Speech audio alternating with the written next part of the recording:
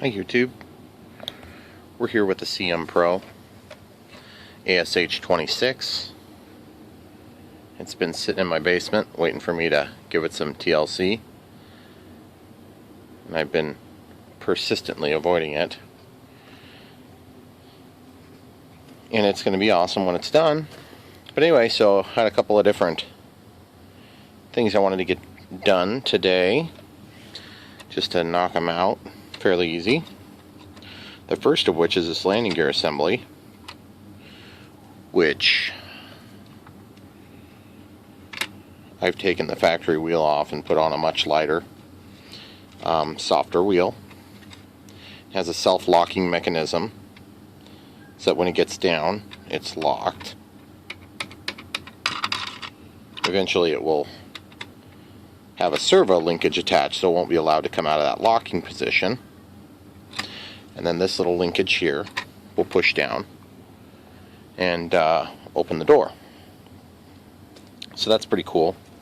And by the way, in case you were wondering, I mean, this company it's called China Model Productions. And China Model Productions, let's see if I can get that into focus for you. That's what CMPro stands for. There you go, China Model Productions. So anyway, what we're going to be doing here real quick today is these little linkages I took and cut the tie rod so that there wouldn't be interference with the other pieces, because they were just a little bit too long. And then also I slipped this assembly in. It just slips in from above, and this one little block keeps it in. So what I was going to be doing today is a relatively simple process of trying to get this stuff dry fit. So I was just going to let you guys watch that. You can see how that works, because it's kind of cool to see it come together. Now I don't know if I'm going to epoxy it in yet, just quite yet, for the simple fact that I may need access in there, and so if I put it in permanently, then it's in there for good. Okay, so I'm just going to use a little bit of tape temporarily to hold it in. Then when we get ready to epoxy it, it's not like you're missing anything then. So we got the tape, and I bought it from a guy who was going to be using a power pod, so we got an access down here that he's covered. And that access is just to hit a rod that went through that would hold the power pod, and I believe he must have had some sort of a nut assembly or something down there.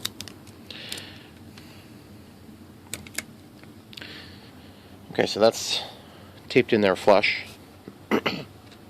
And when I epoxy this, I need to come up with a mechanism to fill that hole, so I'll probably put it in pretty thick on there with a piece of masking tape so that it fills the void to a certain extent. And on the inside, you can see where there's a recess. There'll be a little bit more material there, but this landing gear will be allowed to be taken out. So I'm going to take and push the gear closed, and then these little things work pretty sharp. Okay, I need to adjust it in a little bit. It's just adjusting the turnbuckle. Need a couple more turns, and I've just held this flush with my fingers. Need to go a little bit more.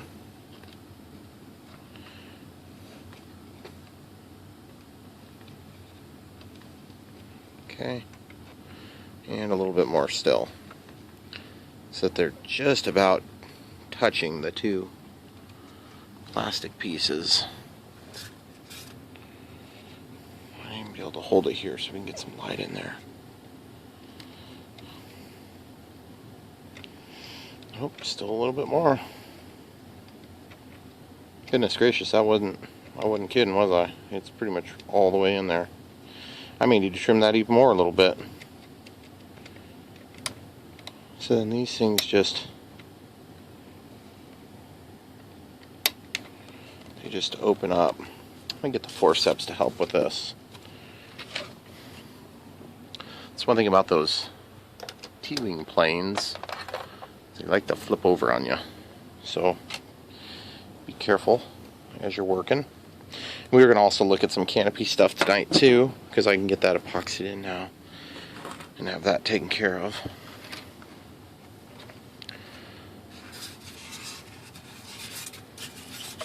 And as with virtually anything on RC, there's a million ways to skin a cat, and in this case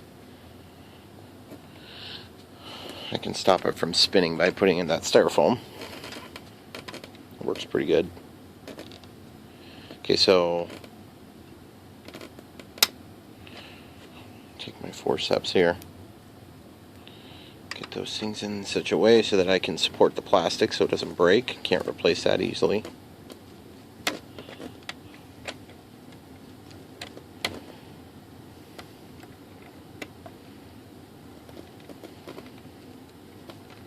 Okay, and then there's just one hole, and let it slip closed. Unclip the forceps, and there you have it. So now let's see how that operation works. So drop this off to the side.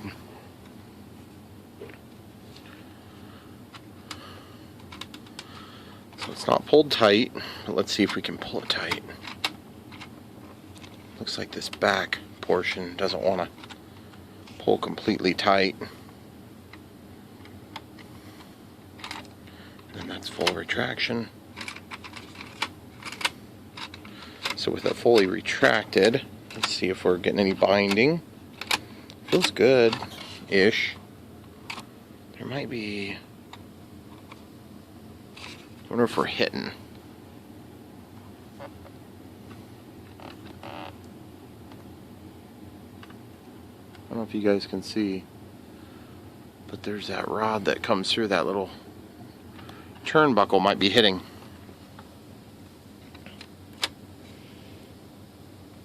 On the bottom of the sweep. Looks like this one is mostly clear. Yeah, so it might be hitting too.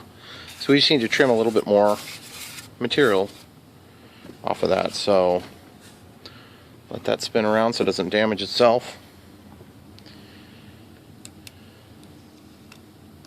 And that's the biggest issue I've had trying to put this plane together, is just not having 100% certainty on how things are going to go. Makes it take a lot longer, and I'm careful enough with the stuff I care about that it's taking a lot longer. So we'll peel this back out. You guys get to see the process now on this, so you can see kind of what's going on. Is this rod's all the way down, so I'm gonna have to go ahead and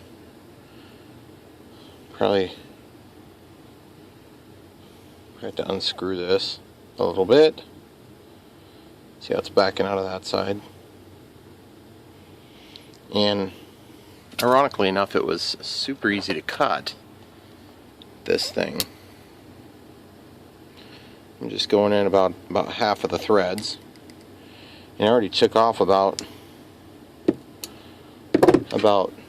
twice this already. Just discard that.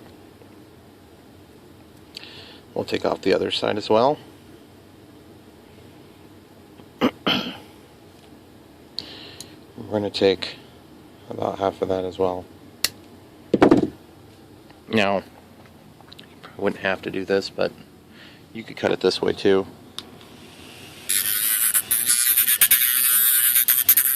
Just going to take little burrs off.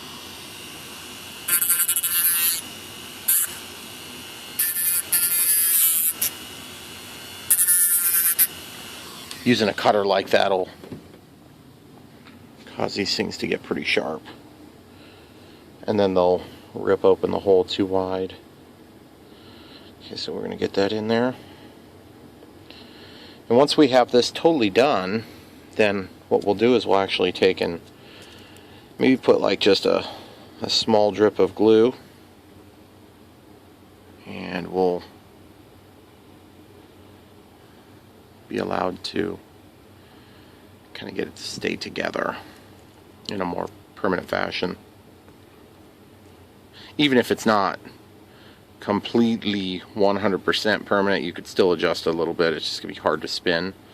So I'll probably use like this canopy glue, this Formula 560 stuff, or mucilage, because that stuff will gum up the works of the screws without completely compromising its ability to adjust. Looks like I might need yet a little bit more, but I'm just afraid I'm going to lose too much threading. I just don't know if I'm super comfortable taking off that much more, but this is not going to be a super high load linkage, to be honest, just for the simple fact of what it's doing. It's just opening a door.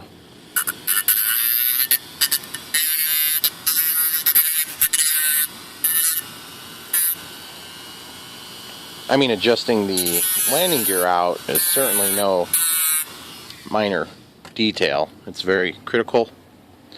That was a little toasty that time. But the door itself is not super critical. And we could just take and bend a piece of steel rod.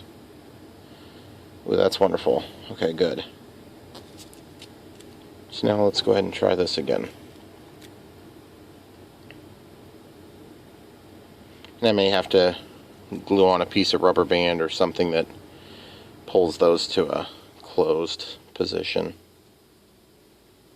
Oh, this thing's just wanting to spin right through, isn't it?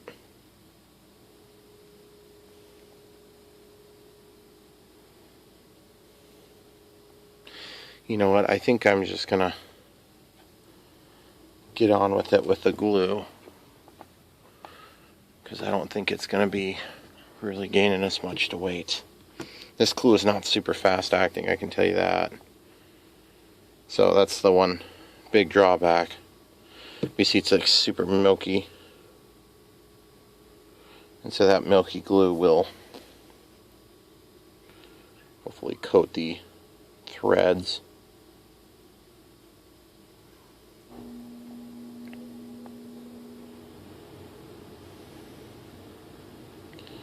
Just bring that down about halfway or so. Okay, then we'll go ahead and take this stuff and just coat the other half.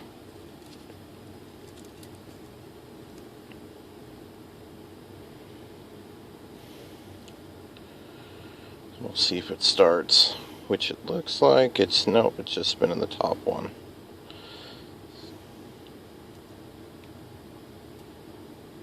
So we'll see if we can get it to go a little bit. Yeah, it's not going to go. I'll have to hold it with another tool. I'll thread that on second.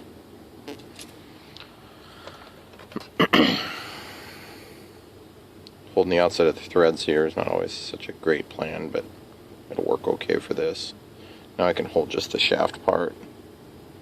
Take off the top, and then I'll just screw it in first to the bottom. And then I'll come back and add it the other way from the other side. Okay, so we're just going to screw that in. So we got some threads still in there. And we'll just take a dip of this glue. Looks like we have a little dry chunk on the end. That's perfect. Drier chunk.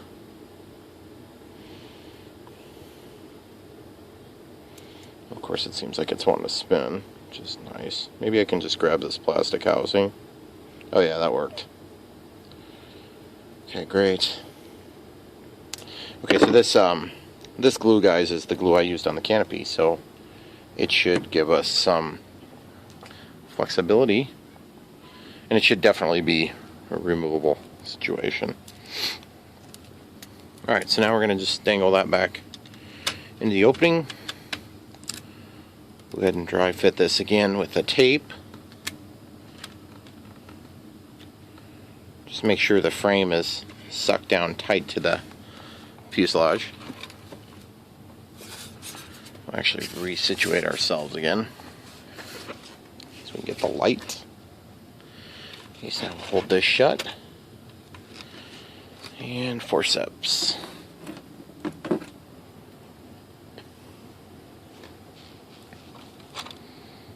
Okay, so I'm just clamp on here.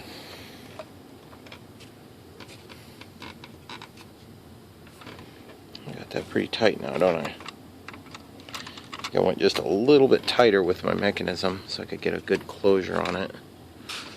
And now I'm having trouble reaching stuff, which I figured was going to happen.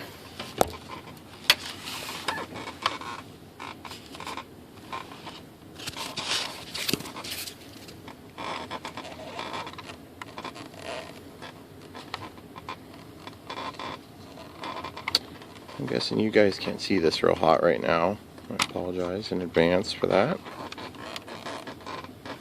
Not really probably a whole lot I can do about it at this exact juncture. So straddling it. Okay, got the clip in there. Okay, now we're just going to cycle it. Try to get things aligned. There we go. Okay, so I think it's going to work now.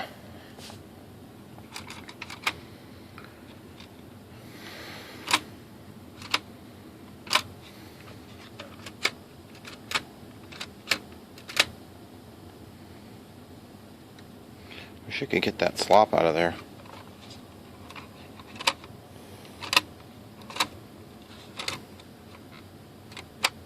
Okay. Looks like in the full up position. Once that's glued in, that'll help kind of hold things true. In fact, I'm going to reposition my tape to this corner. I don't want to go over that because there's a piece of monocoat there. I don't want it to have any reason to pull that monocoat off. Oh, but I don't want to be on top of the door either. So the rationale here, obviously, guys, behind doing it this way is so that I can verify that the mechanism is going to be clear and it's going to operate properly. Because sometimes, you know, even though you do everything right, the manufacturer maybe has a defect in the part. And so if you want it to look really good when you're done, you have to test sometimes to verify things are going to work. So in this case, the testing looks a lot like the final installation. The only difference being you guys just won't see the epoxy go down. And I might still film that part too. Okay, so we got it nice and tight. Looks like there's just a lot of play on the door hinges. And as a result, we aren't gonna necessarily expect a super tight closure. What concerns me is if we would have a gear failure, I don't have to worry about this getting ripped off. And it reminds me a little bit of the gear closure on the Arcus, the Arcus M, which I actually taped it shut. And there's some spring-loaded mechanism that open and close it. It seems to work really nicely, though. It's very smooth operation. The reason it's taped shut is just for the simple fact that there's too much load that's transferred into the servo. So it broke the servo.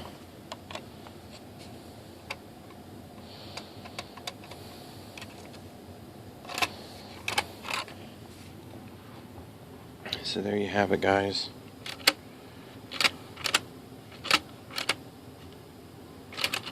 I just wonder if... I don't think I can really transmit too much more. I don't know if any more torque is going to do anything to that lid. Right there. See, as it closes, I don't think it's going to pull tight because it's pulling on this end and it's not pulling on that end. But that should be fine for what we're doing. Okay, so that'll conclude that portion. So now,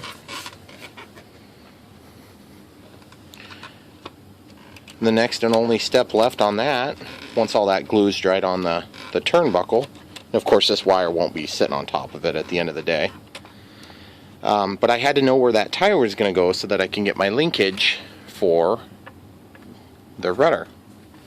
And the linkage for the rudder, of course, is going to go on one side or the other to reach all the way back.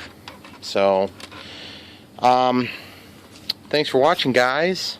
This plane is going to be a real looker when it's done. It's going to fly probably better than any of my gliders I've ever flown, being that it's composite. And I appreciate you guys sticking in there for these long, tedious build videos. They're tedious for me too. But then you guys get to see these cool things come together. So thanks for watching. Don't forget to like and subscribe.